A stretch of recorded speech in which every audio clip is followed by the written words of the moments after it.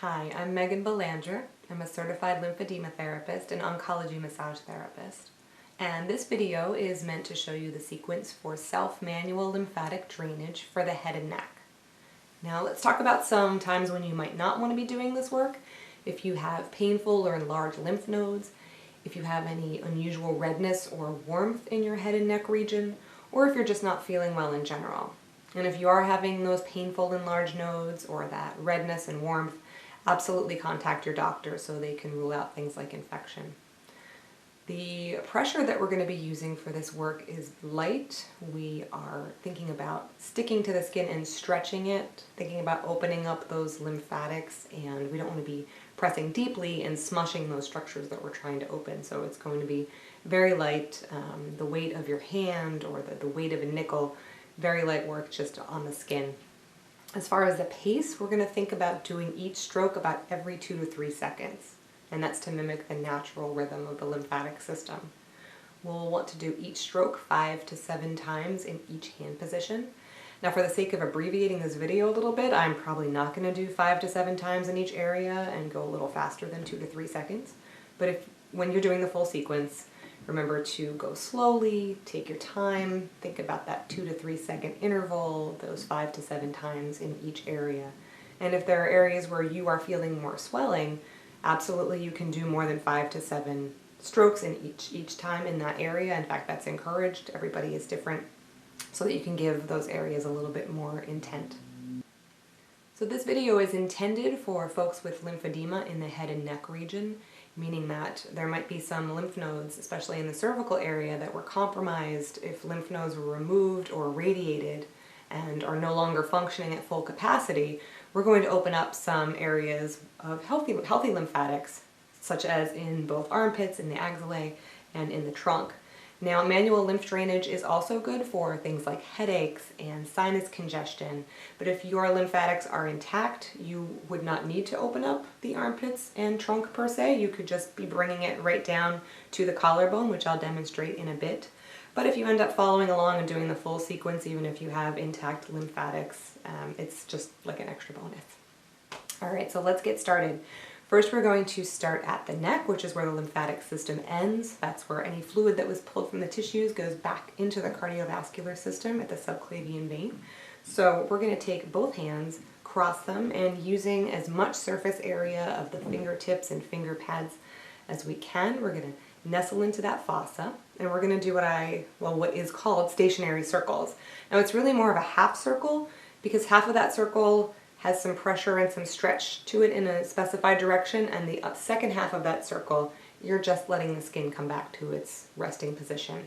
So for these stationary circles, we're going to be stretching the skin inward and then down toward the collarbone. Inward and down. You can see my pressure is light. I'm not moving along the skin, I'm stretching the skin itself, inward and down, 5 to 7 times. Now that we've opened up the neck region, let's focus on opening up the trunk. So we're going to start with some deep breathing in the abdomen. And the reason for that is we want to stimulate the thoracic duct. That's our largest lymphatic vessel, and it goes up through the diaphragm. So doing some deep diaphragmatic breathing will help stimulate that.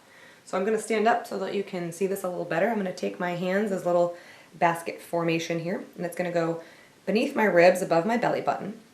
When I inhale, I'm going to provide a little bit of resistance for my diaphragm to work against. So let me stand sideways so you can see that.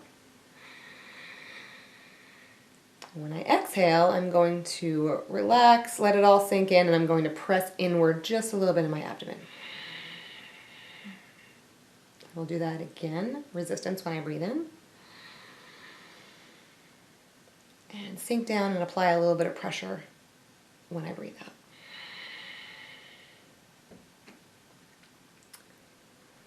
So now that we've opened up neck and abdomen, let's think about opening up the nodes in both of our axillae and our armpits. So I'm going to start on this side. I'm going to put my opposite hand right in the armpit there and do some stationary circles, thinking about stimulating those nodes and getting them ready to receive more fluid. I'll move my hand down just a little bit, thinking about stimulating some of the nodes here along the pectoral muscles, and do some stationary circles upward, scooping upward toward the doorway in our armpit that we just opened. 5 to 7 times. And then opening up the axillary trunk, I'm going to put my hand here, right, kind of pinky right at the nipple line, and do some stationary circles outward and up toward the armpit. 5 to 7 times, stretching the skin outward and up, outward and up. I'm going to move my hand up one position, outward and up, outward and up. Now I'm going to move my hand to be between the armpit and the collarbone, which we opened earlier, and stationary circles up toward the collarbone, toward that doorway. 5 to 7 times, every 2 to 3 seconds. We'll do the same on the other side, opposite armpit. Hand in there, stationary circles, 5 to 7 times. Again, I'm going a little faster than I should. Down a little bit to get those pectoral nodes, stationary circles. Outward and up, outward and up. To the anterior trunk, opposite hand, pinky at about the nipple line, outward and up. And move my hand position up toward the armpit, and again, scooping upward. We're clearing our trunk. And again, that hand position between the armpit and the collarbone, stationary circles. Up toward the collarbone and sort of pressing outward and up in that half circle of pressure. And now that we have cleared the trunk, we're going to go back to our home base, again crossing our hands right in the fossa there. I don't know why I did that little butterfly, but you don't have to cross your thumbs. In fact, it's more comfortable if you don't. And circles in and down.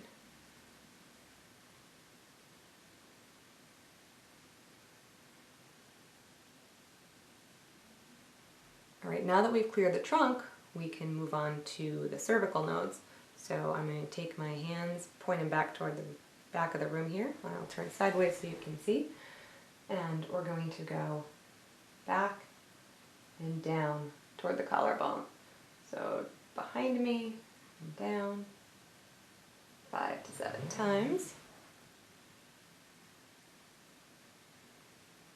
And then we will stimulate the nodes on either side of our ears. So I'm going to take my hands, spread my forefinger and middle finger apart, and nestle my ears right into that space. Again, turning sideways so you can see. Circles back and down. Opening up those pre- and post-auricular nodes 5 to 7 times. Once we've opened that, we can go back to the cervical nodes, taking the fluid on its journey 5 to 7 times. Back to the collarbone. And we're also going to take the fluid on its journey toward each armpit. So one side at a time, those stationary circles out and down toward the armpit. And again on the other side.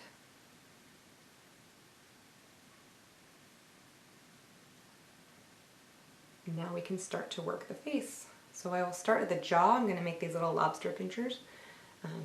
Have my thumbs underneath my jaw and the fingertips right on the top, right in the center here, and we're going to think about stretching the skin outward and down. 5 to 7 times. I'm going to move to the next hand position, spreading them apart a little bit.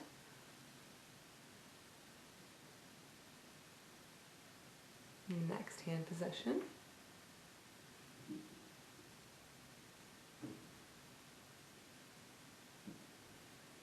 I'm applying a little bit of pressure with my thumbs, a tiny bit more of intention. I'm thinking about stimulating those submandibular, submental nodes all around the jaw because there's lymph nodes there as well.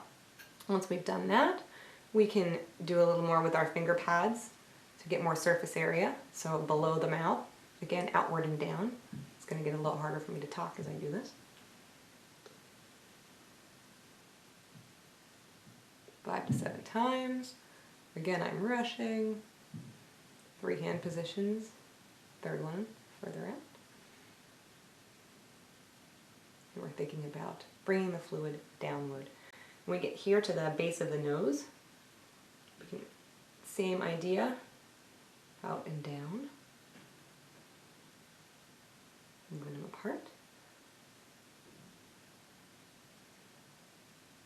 And this can feel great on sinuses. You might want to repeat this a couple of times along the nose. And if you have more swelling or congestion around your nose, you can get creative. You can use one finger at a time.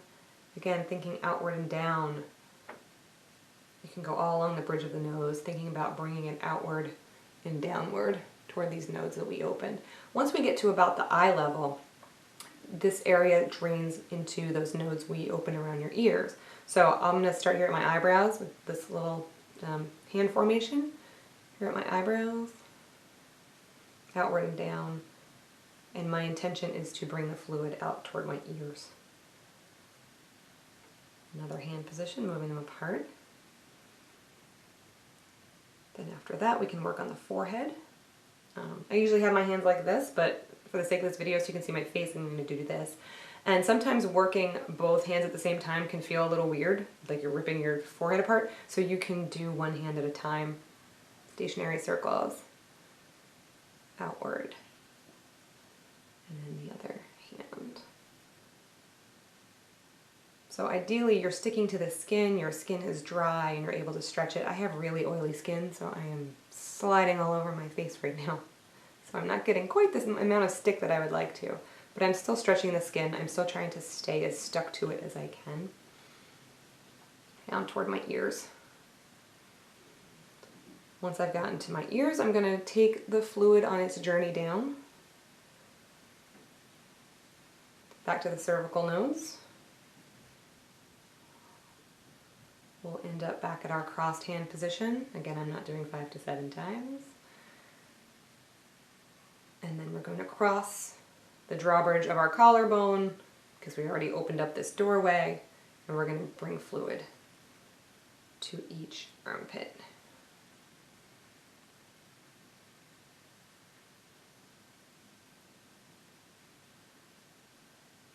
And once you've done the forehead, you can go through and, because all of this has been cleared, you can go back to forehead, eyebrow, sinuses, and do that sequence again.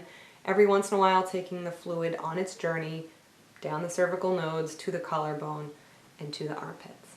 And that is the sequence for self-manual lymphatic drainage for the head and neck.